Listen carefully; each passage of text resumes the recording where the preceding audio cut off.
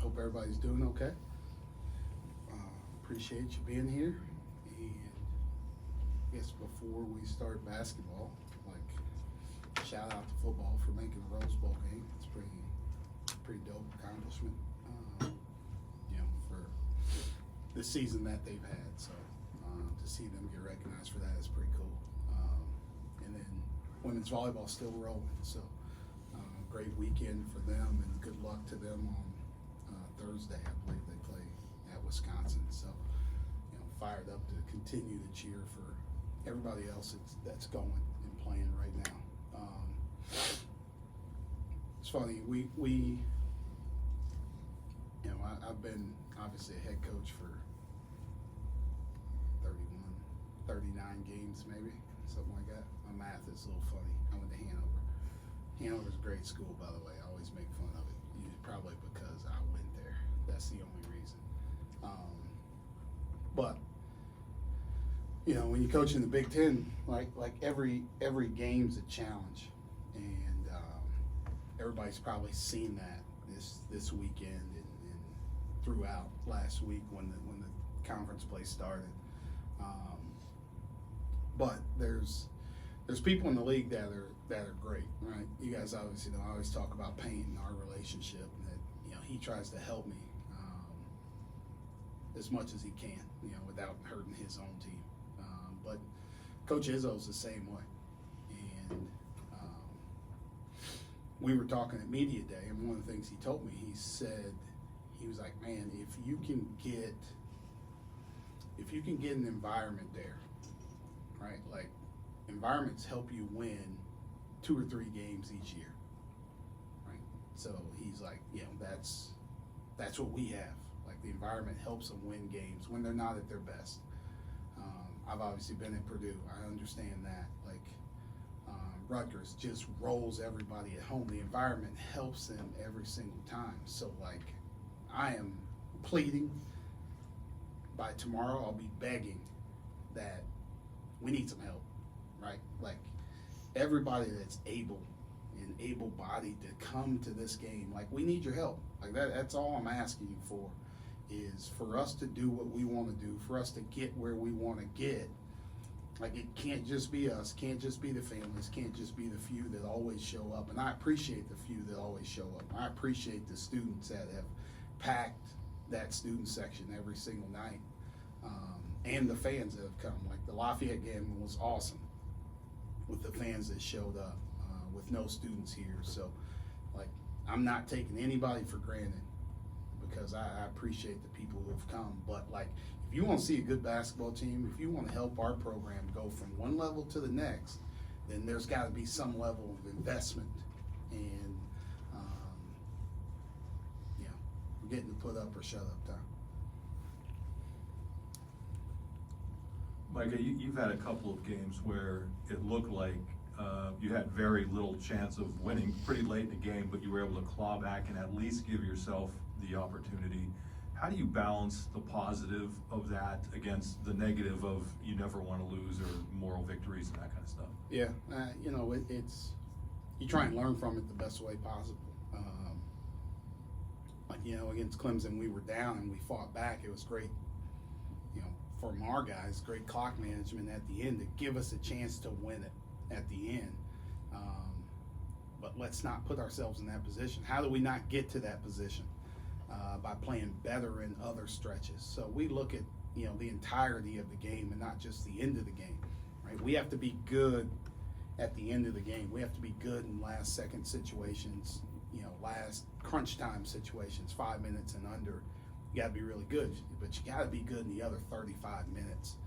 And maybe if you are, you don't get to that point. So it's a balancing act of how much you focus on that, but how much you're able to focus on yourself. So you're playing well for 35 minutes. So now in those last 5 minutes, you're focusing on closing people out instead of coming back or trying to win. Micah, how have you seen the young guys respond now that you've lost 2 games in each of those losses? And how does the veteran leadership kind of help keep those guys even keel, knowing like you're not going undefeated basically in a season? Yeah, I don't. Those guys react pretty much the same each time. They just get right back to work, right? That's the biggest thing. our older guys, our leadership from them has been really good. And that's on the court, but it's off the court. It's little things that they do, like how they're, take care of themselves, how they take care of their bodies, how they're getting ready from one game to the next, and whether that's reading the scouting report or watching more film. Now you see younger guys watching more film or staying after, not just of themselves, but doing more scouting report type stuff, how they're getting ready. So, that's when, that's what the culture is. And everybody kind of holds themselves to a certain standard. And that's what those guys are doing. That's what our older guys are pushing them towards. And I think the young guys are doing a great job of, setting a standard for themselves and then trying to reach that every day. What approach did he take to the aftermath of Clemson and the weekend, and just the balance between resetting, taking some time versus scouting Michigan State? Yeah, we haven't really talked about Michigan State much at all. The day after Clemson, we took off. And then the next couple of days, we really focused on ourselves and things we needed to clean up. Like after, after 8 games, there's some slippage. Just because you don't get as much practice time, you're going game to game, you're preparing for one thing to the next. There's things that you emphasize early in the year that kind of go by the wayside because you don't have as much time to practice those things. But we had time to practice them. So I'm expecting us to be sharp on Wednesday when we play, right? Or we need to go back to the drawing board and continue to do it. But we've focused on ourselves now.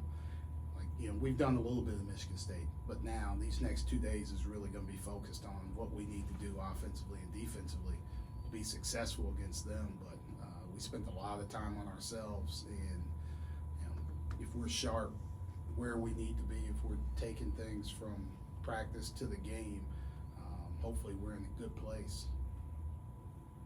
Micah, what have you told the freshmen about the difference of conference play, especially in the Big Ten, since you've been in it for so long now?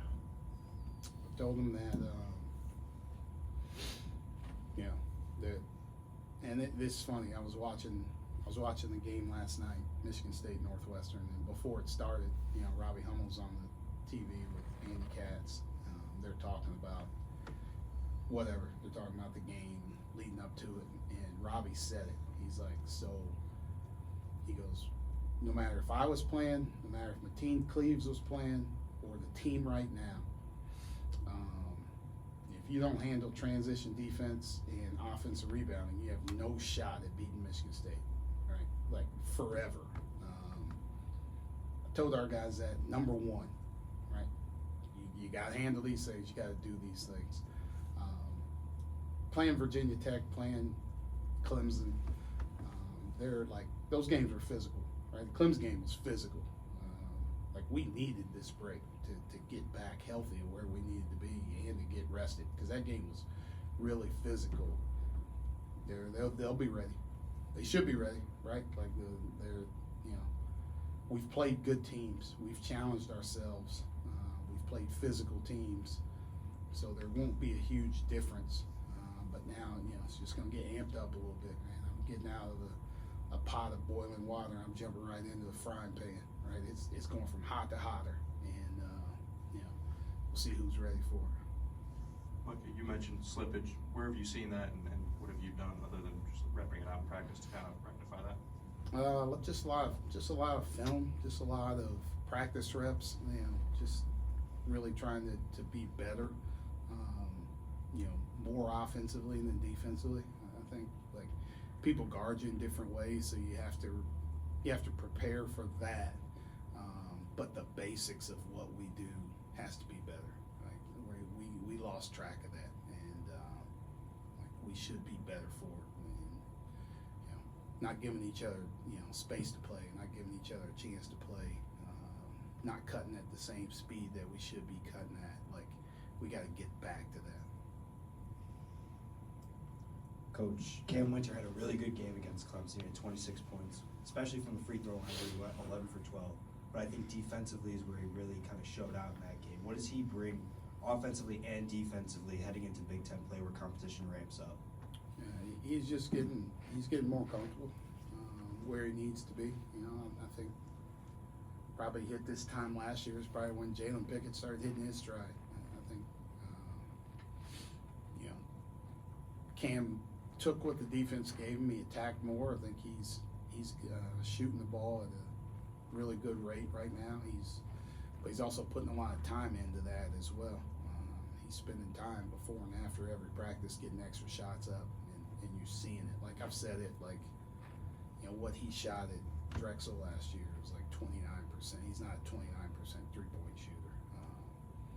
But, you know, he is if he doesn't get his reps. He is if he's not shooting it the same way. But now he's attacking more off the dribble. He's playing in more pick and rolls. He's taking those catch and shoot shots. Then he's being challenged. He's challenging himself to be pretty good defensively, and like, you know, this is a good test for him. They got good guards. They you know, whether it's Walker or Hogard, you know, both those guards are really good. They really make their offense go once they start playing out of pick and rolls and doing other things. So you got to be good against those guys. Our ball screen defense has to be good against these guys. Like Seth's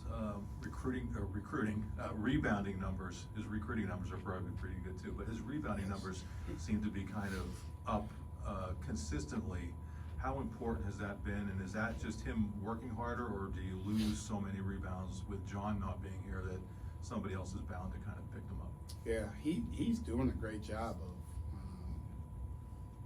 you know, boxing out and then pursuing the basketball. Like he's going after it, and that's, you know, you need more people doing that, right? You know, we need some of our bigger guys pursuing the ball like that, right? We need Kevin to go rebound like that. But like Seth is going to get it. Like Pickett's going to get it. Those guys are getting defensive rebounds, but they're also not battling against the biggest guy on the court the whole time, right? John had a unique ability to hit somebody and pursue the ball and go get it before anybody else could. You know, Seth can do those same type of things, but using his quickness against bigger guys to now hit them and then pursue it. And that's where, you know, he's really helped us in that area. That's, you know, just him just doing more and more each year. I think he understands his defensive assignment. He understands what he's doing. Now he knows how much we talk about team rebounding, how much like we should be rebounding with all five guys. He's really taking that to heart. So, you know, I'm proud of like the strides that he's made, you know, in all areas of his game. Not to belabor the point, but you opened the door. You've been here a year. Is it tickets sold, or is it getting butts in seats for tickets that have been sold? I think it's probably more getting butts in seats for tickets that have been sold. And like, it's all helpful, right? Like, you know, people are buying season tickets, but they can't make it to games, and that, you know, that helps us as a department. But like, the more people we have, and you know, if it's a certain number of people that make it, like, we need that number to be as loud as possible. I think that's the biggest thing is creating an atmosphere, and like, maybe that starts with us. Maybe we need to play better at home, so we help create an atmosphere. But you know, like, the more students that we have, and like I said, the students have been great, and even the people that have come have been great. We just need more, right? There's more people walking around this campus. Yeah, like, what are we doing? Like, I understand if you got something going on, like, hey, have at it, man. College student, I was a college student once. I was busy. I'm a college coach right now, and I'm busy. But if I don't have anything going on, like, I go to hockey games. I go to volleyball games. Like, I got 4 kids, right? There's things that's out here, man. We got a fun group. We got a bunch of good dudes who also go support, right? Like, you know, those guys are all at the volleyball game because they were excited about going. Like, they're all going to the football games. They're all doing stuff. Like, they're supporting other people. I'm just asking for somebody to support them. If I had a group of, cover your ears, Chelsea. Oh no. If I had a group of assholes on my team, yeah, don't come watch them. I wouldn't enjoy watching them either, but that's not who we have, right? We have good kids. We have kids that are working hard, in the classroom. We have kids that are like doing things in the community for people. We play a style of basketball that's fun to watch. We play hard as hell every single possession. Like, we're just competing. Like, you know, if you can't appreciate that, I don't know what you want to appreciate. I don't know what you want to watch. So, you know, tomorrow I'll be begging.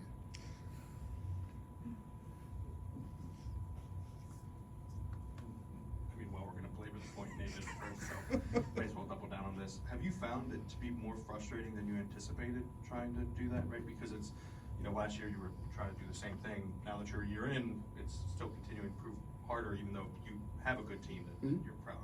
Yeah, no, I'm not frustrated by it, right? Like, I'm like,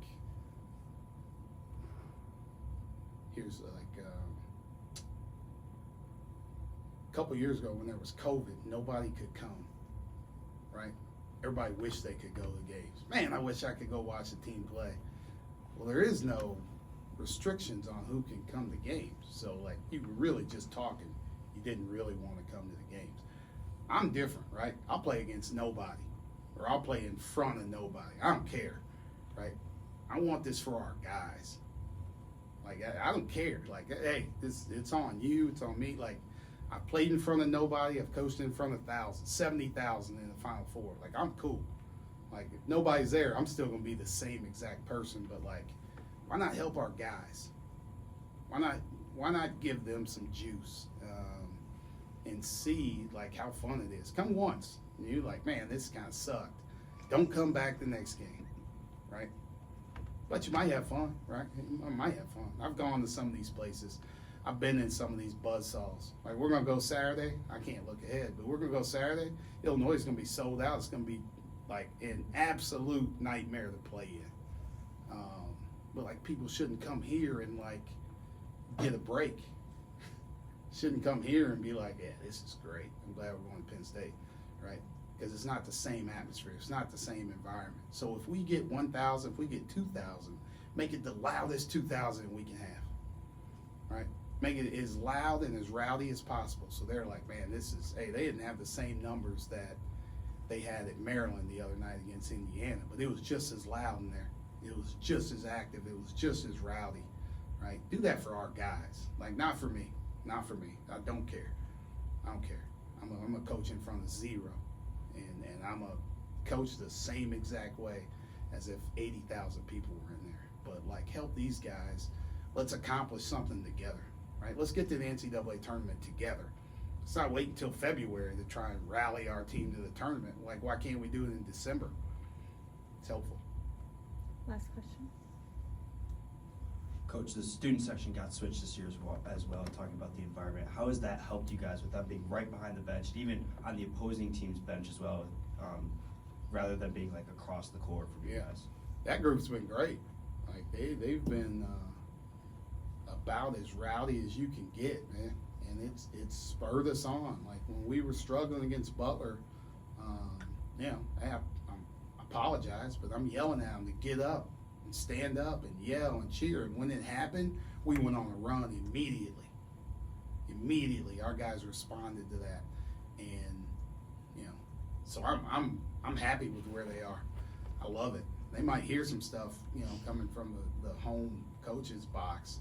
I guess I don't really have a coach's box. The home coach's sideline, because I use the whole entire sideline. But there's nothing they haven't heard at a frat house before. Thank you, Coach. Thank you, guys.